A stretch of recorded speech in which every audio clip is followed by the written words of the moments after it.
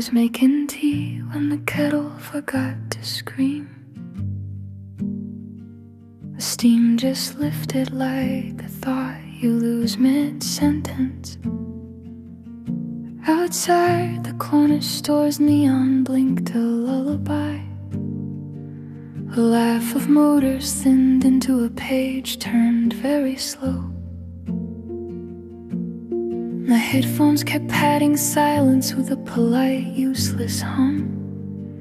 And I pressed my thumb against the glass like a fossil tracing an old city. No alarms, no sirens, the world learned how to stop politely. Like someone remembering a name and then deciding it wasn't worth it. The quietness came last, slipped in through the seams. No trumpet, no mercy, only small systems stalling like clocks. Everyone scrolled, thumbs cadenced to a playlist of other people dying softly. And I was the one who noticed the moths landing on the porch light, alive in the fall with everything.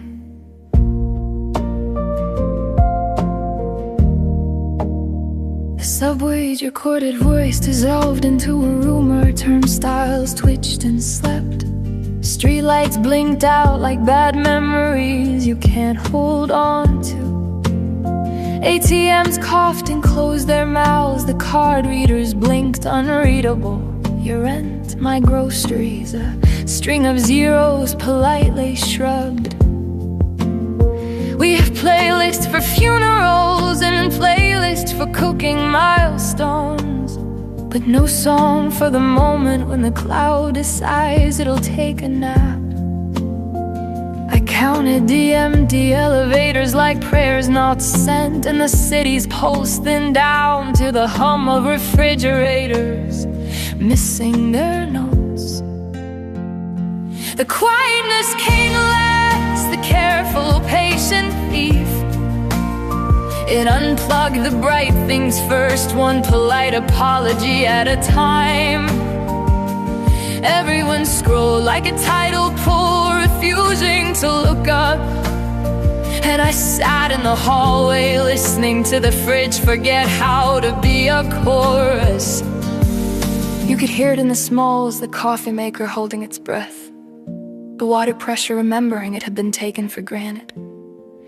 Your phone still lit up with strangers grieving their feeds until it didn't. Until the blue light had nothing to say.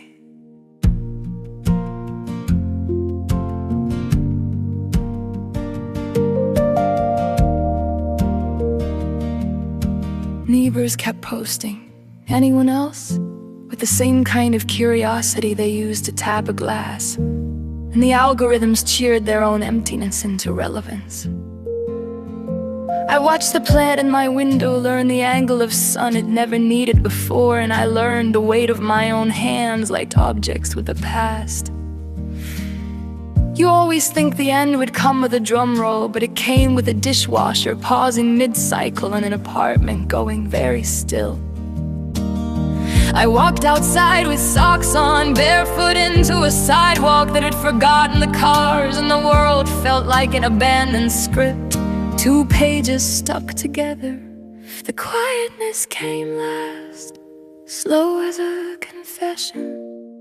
No catastrophe, just an accumulation of small failures like loose screws. Everyone scrolled, scrolling like a ritual that keeps meaning at arm's length. And I, who likes the margins, who knows how to be a door left slightly open, listened.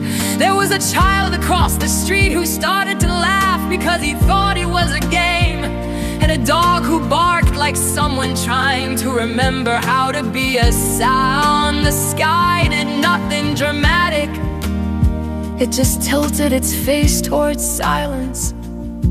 And for a dizzy second, the whole city held a breath that was not politics, not crisis, only absence. The quietness came last, and I learned to say its name, not as an ending, but as a house guest who'd never been introduced. Everyone scrolled, and some of them kept scrolling until their batteries died. And I folded my phone under my palm like a card I owed nobody. I lit a candle because it felt like talking. Small flame, small sermon. I stepped barefoot onto the stoop and listened for patterns I could touch. And the silence, thick, patient, answered with the sound of my own breathing. No explosions, no trumpets, just the world closing its eyes, and the few of us who looked up, learning how to be.